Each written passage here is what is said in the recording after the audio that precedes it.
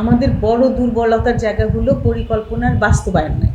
পরিকল্পনা কিন্তু হয়েছে। ঢাকা শহরকে যদি বলি, হ্যাঁ, আসলে অনেক দিক থেকেই অনেক অনিরাপদ এবং এটার যে মূল কারণটা আমি বলবো সেটা হলো যে আমরা আসলে শহর যখন পরিকল্পনা হয়, যখন শহর গড়ে উঠছে, ডেভেলপড হচ্ছে, তখন আসলে নিরাপত্তা বিষয়টাকে আমরা কখনোই আমাদের কেন্দ্রবিন্দুতে নিয়ে আসিনি। যদিও আমাদের এটা করা অবশ্যই উচিত ছিল। পরিকল্পনা করার সময় যখন আমরা ম্যানেজমেন্ট করছি তখনও শহরকে নিরাপদ হিসেবে গড়ে তোলার জন্য যেসব পদক্ষেপগুলো নেওয়া উচিত সেগুলো নেওয়া হয়নি। এবং ঢাকা শহরের জনসংখ্যার আধিক্য তো আছেই, তার মানে আরও অনেক অনেক বিরাট একটা জনসংখ্যা আসলে এই ঝুঁকির মুখে আছে। এখন এই ঝুঁকিগুলোর মধ্যে যদি আমি বলি যে একটা তো আছেই, মানুষ প্রতিদিন যখন ঘর থেকে বেরোচ্ছে সে আবার সুস্থভাবে ঘরে ফিরতে পারবে কিনা, এটা তো আছেই। সেটা সড়কের নিরাপত্তা বলি বা অন্যান্য যেসব অ্যান্টি সোশ্যাল অ্যাক্টিভিটিগুলো আছে সেগুলো থেকে সে নিরাপদ কিনা। এছাড়া আছে প্রাকৃতিক এবং মানব সৃষ্ট যেসব দুর্যোগ। প্রাকৃতিক দুর্যোগের মধ্যে আমরা ঢাকা শহরে যেগুলো দেখে থাকি সেটা হলো জলাবদ্ধতা আছে, তারপরে আছে আমাদের যে হিটওয়েভ, ক্লাইমেট চেঞ্জের কারণে আমাদের বিরাট এখন তাপদাহ যেটা চলে আর কি। তো এগুলোর থেকে বাঁচার জন্য কিন্তু আমাদের এই প্রাকৃতিক দুর্যোগগুলো থেকে বাঁচার জন্য আমরা আসলে যেটা করতে পারি, আমরা এটার সাথে কীভাবে খাপ খেয়ে নিতে পারি, অ্যাডাপ্টেশন কীভাবে করতে পারি, এবং সেই ক্ষেত্রে আমাদের পরিকল্পনা কিন্তু একটা বিরাট ভূমিকা রাখে। জলাবদ্ধতার মূল কারণ আমাদের খাল, বিল, নদী, নালা আমরা ভরে ফেলেছি খুবই অপরিকল্পিতভাবে। আমাদের ওয়েস্ট ডিসপোজাল ঠিক মতো না, আমাদের ময়লা আমরা আবর্জনা যত্রতত্র ফেলি এবং সেগুলো আমাদের ড্রেনগুলোকে বন্ধ করে ফেলেছে।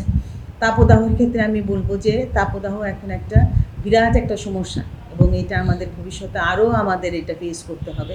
এবং সেই ক্ষেত্রেও কিন্তু আমাদের এই সব গাছপালা, জলাভূমি আমরা নষ্ট করে ফেলেছি, কংক্রিট দিয়ে সারা শহর আমরা মুড়ে ফেলছি। এখানেও কিন্তু আমরা এখনও যদি আমরা কিছু কিছু পদক্ষেপ নিই, ঢাকাকে আরও সবুজায়ন করি, আমাদের ওপেন স্পেস আমরা বাড়িয়ে তুলি, আমাদের ভূমি যদি আমরা কংক্রিট দিয়ে আচ্ছাদন না করি, জলাভূমি থাকে, তাহলে হয়তো এটা থেকে আমাদের কিছুটা বের হয়ে আসা সম্ভব।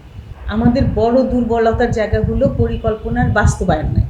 পরিকল্পনা কিন্তু হয়েছে, সেই 59-এর মাস্টার প্ল্যান হয়েছে, 95-এ পরিকল্পনা হয়েছে, ডিটেল এরিয়া প্ল্যান হয়েছে, কিন্তু আমাদের বাস্তবায়ন নাই। এবং এই বাস্তবায়ন না হওয়ার অনেকগুলো কারণ আছে। তার মধ্যে হলো আমাদের বিভিন্ন অর্গানাইজেশনগুলোর মধ্যে কোনো একজনের সাথে আরেকজনের ইন্টিগ্রেশনটা নাই, কোঅর্ডিনেশনটা নাই।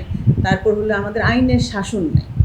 এটা একটা বড় জায়গা, যে আমাদের যেসব প্রচুর আইন আছে আমাদের দেশে, কিন্তু সেই আইনগুলো যাতে মানুষ মানতে পারে সেটার প্রয়োগটা নিশ্চিত করার জায়গাটা খুবই আছে। দুর্নীতি একটা বড় জায়গা, যেই কারণে আমাদের এই যে বিল্ডিং বাইলস বলি যা আছে এগুলো মানুষ মানে না। মানুষ তখনই মানে না যখন জানে যে তার কোনো শাস্তি হবে না এবং যখন জানে যে নানা দুর্নীতির আশ্রয় নিয়ে সে এটার থেকে বের হয়ে আসতে পারে। এটা একটা ব্যাপার আছে। আরেকটা হলো যে বিভিন্ন যারা ডেভেলপমেন্টের সাথে জড়িত যেসব অর্গানাইজেশনগুলো, সেটা সরকারি প্রতিষ্ঠান হোক, বেসরকারি, প্রাইভেট ডেভেলপাররা হোক এবং ব্যক্তি, এই প্রত্যেকেই আসলে আমরা খুব বেশি আমরা মুনাফার দিকেই আমরা চোখ মেলে তাকিয়ে থাকি। এবং সেই ক্ষেত্রে আমরা কিন্তু এই যে ঝুঁকির কথা আমরা বললাম, ঝুঁকিটাকে আমরা মাথায় নিই না। কারণ ঝুঁকি মোকাবেলা করতে হলে সেখানে ডেফিনেটলি আমার একটা ইনভেস্টমেন্টের দরকার আছে, মুনাফা কিছুটা কমে আসে, কিন্তু আমরা মানুষের জীবনের চাইতে মুনাফাটাকে জোর দিয়ে থাকি। তারপরে অগ্নি ঝুঁকি ঢাকার জন্য একটা বিরাট, এর মধ্যে অনেকগুলো ঘটনা কিন্তু ঘটে গেল, যে অগ্নিকাণ্ড।